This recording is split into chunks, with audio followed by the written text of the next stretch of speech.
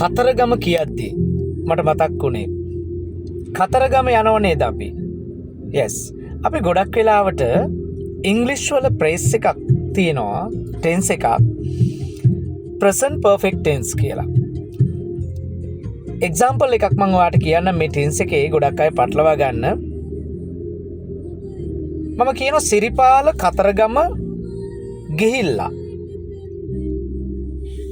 එතන සිරිපාල කතරගම ගිහිල්ලා කියන එකේ අයිඩියා එක තමයි සිරිපාල මේ වෙද්දී එක්ක කතරගම එහෙම නැත්නම් එයා අතරමඟ.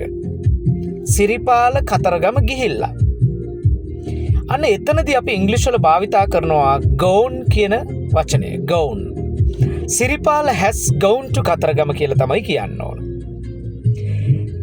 ඒ සිරිපාල මීට කලින් කතරගම ගිහිල්ලා නම් ඒක කියද්දී අපි භාවිතා කරන්න ඕන Siripala has been to Kataragama.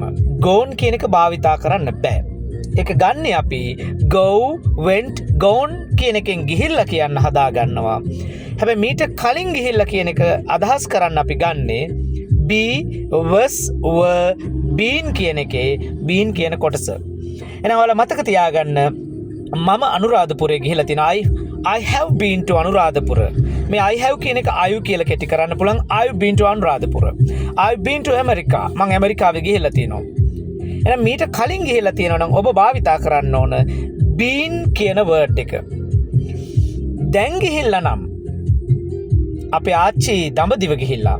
Our grandma has been to India.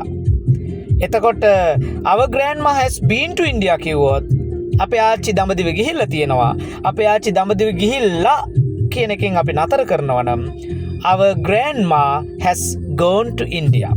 මොන හොඳට මතක තියාගන්න පිළිවෙල. ගිහිල්ලා කිව්වොත් gone, ගිහිල්ලා තියෙනවා been.